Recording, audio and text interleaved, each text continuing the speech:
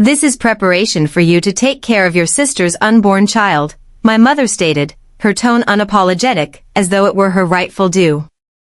Before me, the living room, my intended castle, stood transformed into a pitiful nursery. The soft cream wallpaper was gone, stripped away and replaced by a jarring animal print in painfully bright colors. Thick mats now covered the floor, meant to prevent injuries. In one corner sat a still unpacked baby crib. My father, looking pleased with himself, crossed his arms. "Well? Surprised? We managed to get this ready before you came home."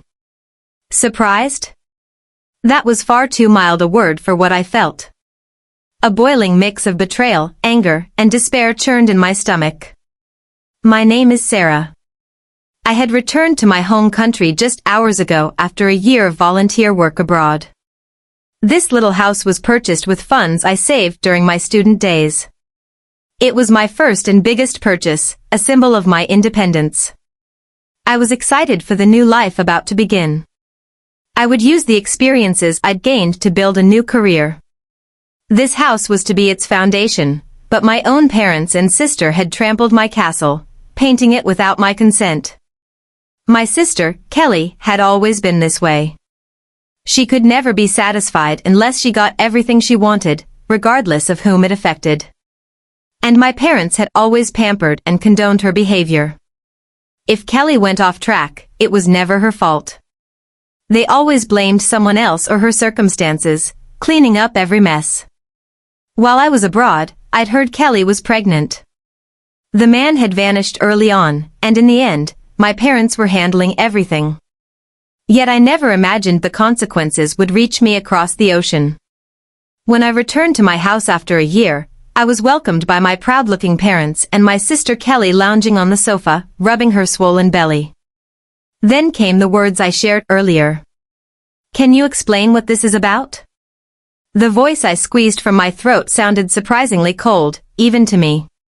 My mother frowned, displeased with my attitude. "It means exactly what it says. Kelly is going to be a mother soon. You're single and job hunting, right?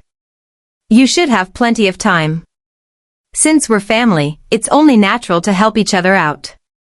Helping each other and illegally renovating my house are two different things, I shot back. Trying to take over my life is completely different. My mother's face showed sheer exasperation. She sighed. "You really lack charm, don't you? Especially when Kelly is having such a tough time. Can't you at least make some effort for your family?" "I am about to start a job utilizing my overseas experience," I said. "I've been steadily preparing for this locally. My plan, my life, my future. All of it had been dismissed as worthless by these people with one phrase, 'You're single and have time. This house is mine.' They disregarded my ownership, used a spare key to enter illegally, and renovated without my permission. They didn't grasp how abnormal that was. No, they didn't even try to understand." Kelly then laughed cheerfully. "When I heard you were coming back, I thought it was perfect. I can save on a babysitter, killing two birds with one stone, right?" Those words, spoken with seemingly innocent exploitation, snapped something inside me. I turned on my heel and headed for the entrance. "Where are you going?" My mother's shrill voice pierced my back, but I ignored it. I opened the door and glanced back just once. I saw Kelly, dumbfounded on the couch, and my parents glaring, brows furrowed. "What you are doing is a crime." Having said only that, I closed the door. Fortunately, my suitcase was still at the entrance. I dragged it out and dashed into the night streets. The cold air slightly cooled the rage within me. I immediately hailed a taxi and went to the house of Ben, my partner and emotional support over the past year. As soon as I opened his door, I collapsed in tears right there. He said nothing, simply rubbing my back in silence. He did so for over an hour, until my tears dried. Finally, regaining a little composure, I told him everything. Ben works at a law firm. He is intelligent, always making calm judgments. After listening quietly, he took my hand. Sarah, you haven't done anything wrong. What they are doing is an unforgivable invasion of rights under the pretext of family. I fully support your decision to take legal action. That night, Ben arranged for me to stay in the guest room, but I couldn't sleep at all. Staring at the dark ceiling, memories flooded over me. Why did I buy a house so young? Because I needed physical distance from my family home.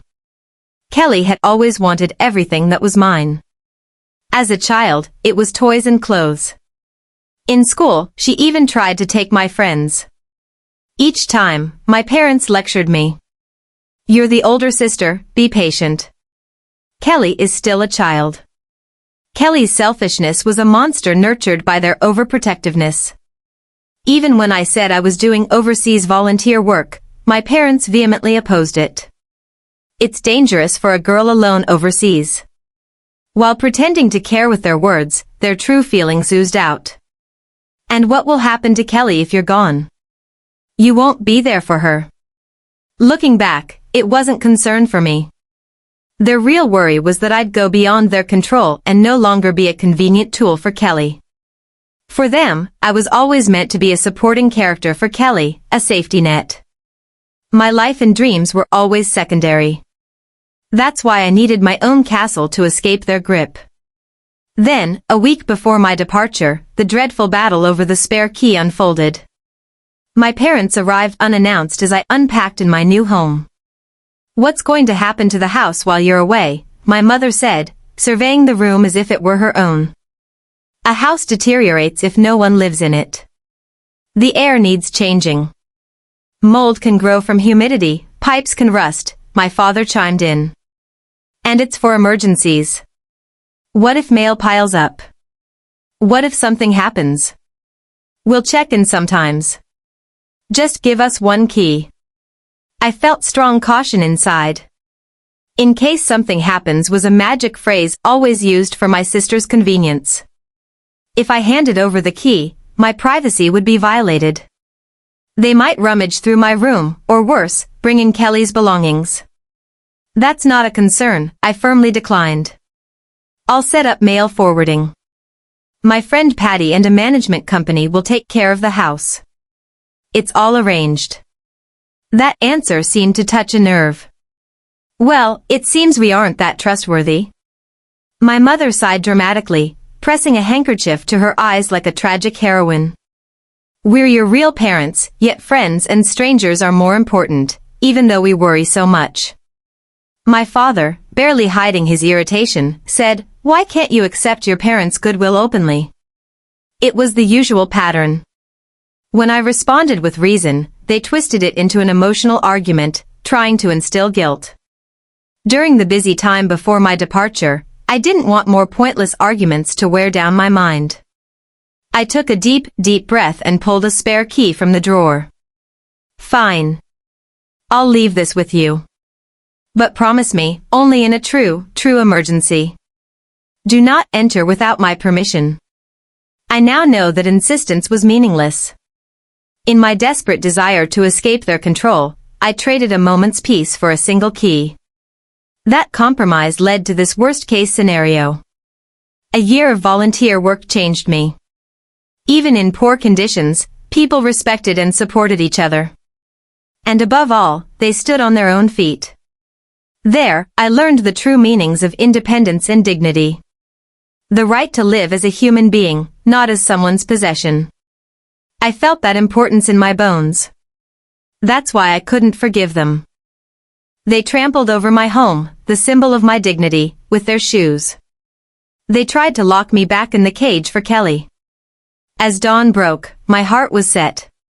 The phrase because we're family was not a license to act without consequence. Rather, because we are family, there is a line that must not be crossed. I had to fight to protect my life. Dawn came. Though I shouldn't have slept, my mind was surprisingly clear. In the living room, Ben was already brewing coffee. You probably didn't sleep well.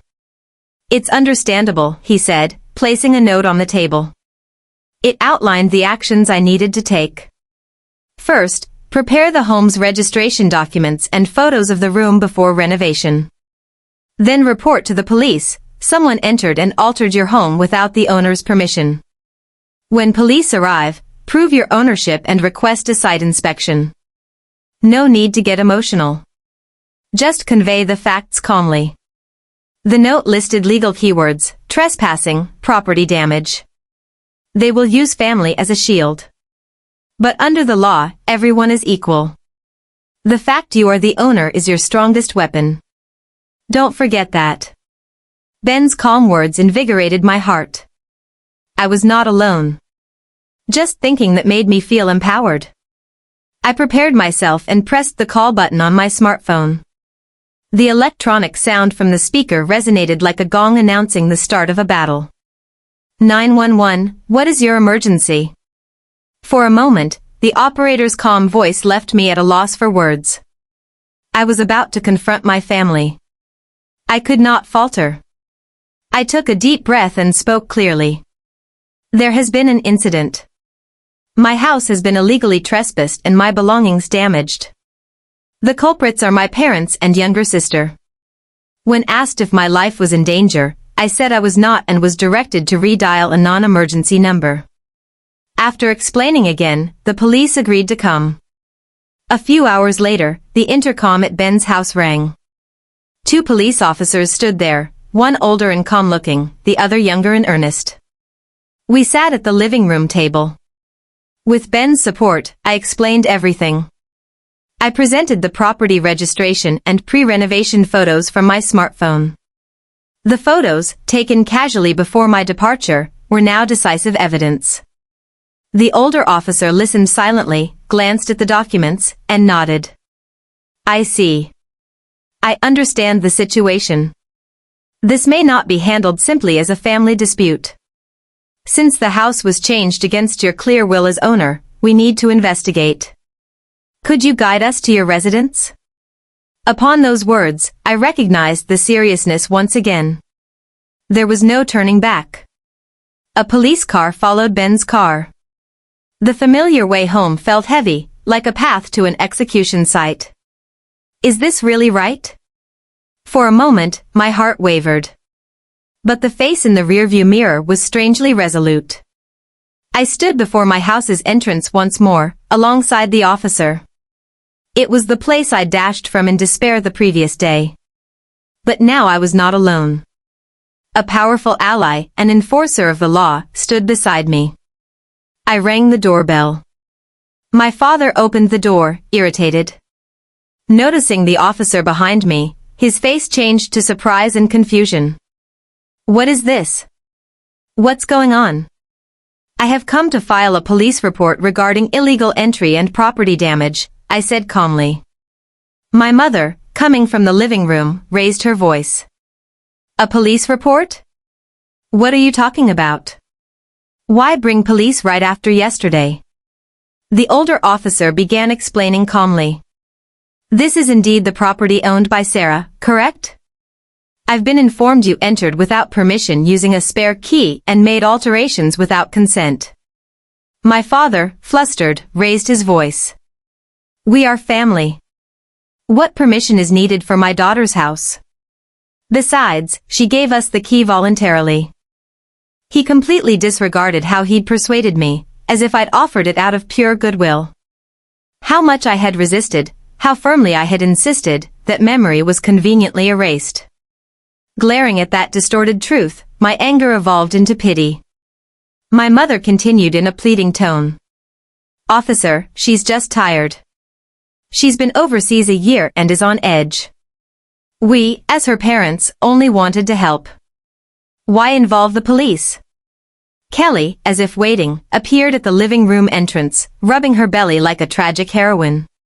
Sarah, what's going on? If you do this, it will affect the baby. I can't believe you're selling the family to the police. Their arguments were all emotion, revolving around family, parental love, we care. They believed that before those words, the law and individual rights became powerless. But that illusion was shattered by the officer's next words. I understand your feelings, but the law is a different matter. Even with a spare key, you weren't given free access. If you entered without Sarah's clear permission and caused damage, you could be violating the law. This is, before being a family issue, a legal issue. I saw my father's face redden with anger. He couldn't accept that their justice was denied by societal rules. Don't mess with us. Are you treating us like criminals? What's so terrible about changing wallpaper? It's your fault, Sarah, for saying unnecessary things. Enraged, he tried to grab me. The young officer quickly stepped in, holding his arm. Sir, please calm down.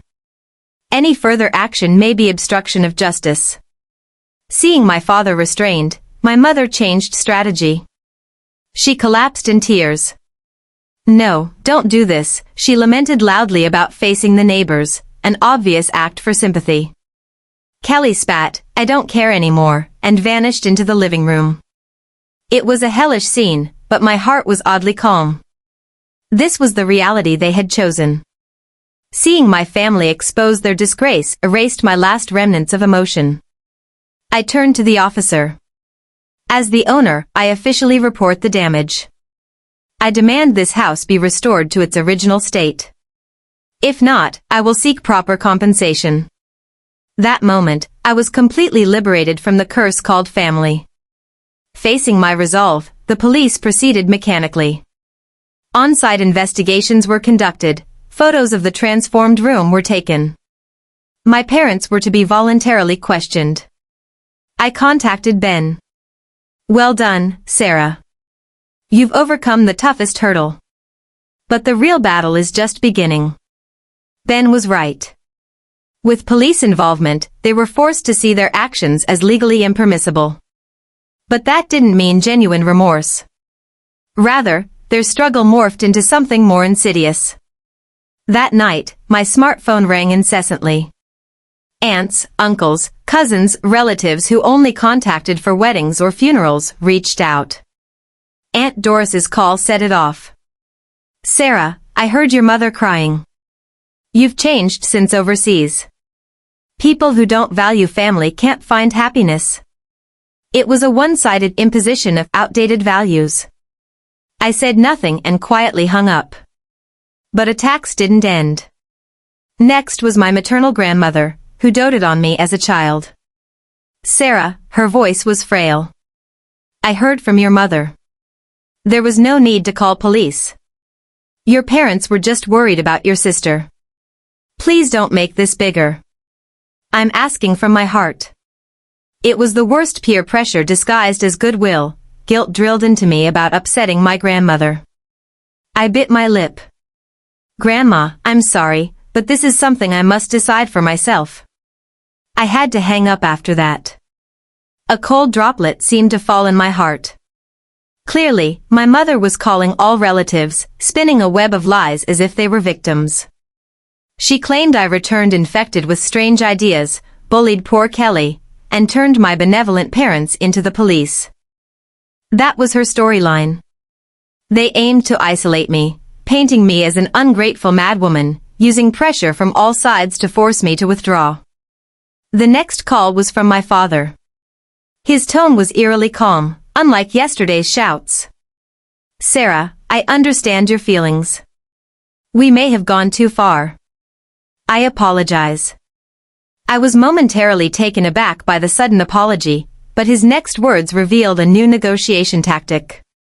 But you need to face reality. How much do you think restoring wallpaper costs? We can't procure that money immediately. Instead, why not talk constructively? For example, let Kelly use the room as is. In return, we'd pay you monthly rent. How about that? It's not a bad deal. I was astounded. Rent? What meaning was in a verbal promise? Until now, though they often begged for money, I was never repaid as promised. They'd find excuses to delay. And in a few months, they'd angrily retort, we're family, don't complain about rent. Even if they paid, the essence wasn't there. He still didn't understand their actions were a crime. This wasn't about rent or contracts. It was a matter of soul, of trampled trust and dignity. Rent? Are you kidding? I said coldly. This isn't what we're discussing. Besides, I hardly believe you'd pay as promised. But that doesn't matter. You committed a crime. As long as you lack that awareness, you can't even come to the negotiation table. Restoring the house is the minimum responsibility you must fulfill. My father's tone grew irritated. Why repay our kindness with betrayal? It's too much. Who put you through university? Who took care of this house while you volunteered? You should be grateful, not call police. Gratitude? Don't confuse control with management. This house I bought with my own money doesn't belong to you. It's a parent's duty to raise children. If you boast of that as a favor, you are unfit as parents. I have nothing more to say. From now on, please communicate through my lawyer. A lawyer? You'll go that far against family? Yes. I realize you see me not as family, but as a tool for your convenience. I ended the call before he could shout back. My hand sweated around the smartphone. My heart beat fiercely. Yet, strangely, I felt no fear. Instead, quiet determination rose from my core. I couldn't back down. This was a battle to reclaim control of my own life. Negotiations continued for days. My parents tried various tactics, demands for reduction, installment payments, lies about Kelly collapsing from emotional shock to instill guilt. Following Ben's advice, I refused direct communication. I notified them all demands must go through my lawyer. This was the decisive blow. With an agent called the law, rendering emotional arguments useless, my parents finally seemed to give in. A few days later, my lawyer contacted me. Your parents have agreed to pay full restoration costs. Ironically, most of that amount was their retirement savings, meant for Kelly's childbirth and living support. Because of their foolish actions, they carved away their most beloved daughter's future with their own hands. After payment was confirmed, I arranged a contractor and began renovating. The wallpaper returned to the calm cream I'd chosen. The floor mat was peeled up. The brand new crib was taken away, never used. Smelling the paint lingering in the living room, I realized the long battle was finally over. My castle had regained its rightful form. On the day the house was cleaned up, I stood alone in the empty living room. The setting sun streamed through the window, warming the room. Here I would begin my new life. A life undisturbed, unexploited, just my own. I took out my smartphone and deleted all contacts, my parents, Kelly, the accusing relatives. There was no longer need for my heart to be disturbed by their voices. I had cut ties with my past. Just then, the doorbell rang. Ben stood there with a bouquet. Congratulations, Sarah. I came to celebrate your new beginning. Seeing his gentle smile, a tear fell. Not of sadness or anger. A tear of hope, after overcoming everything and taking a new step forward. A year has passed since then. The house that was my castle is now a true home, filled with warm light and gentle atmosphere. No trace remains of that dreaded animal-patterned wallpaper. On the cream-colored walls are photos of smiling children I took while volunteering. Ben visits on weekends, we enjoy modest dinners together. I never imagined such mundane daily life could be so precious. I now work at an international NPO, a fulfilling job using my experience abroad.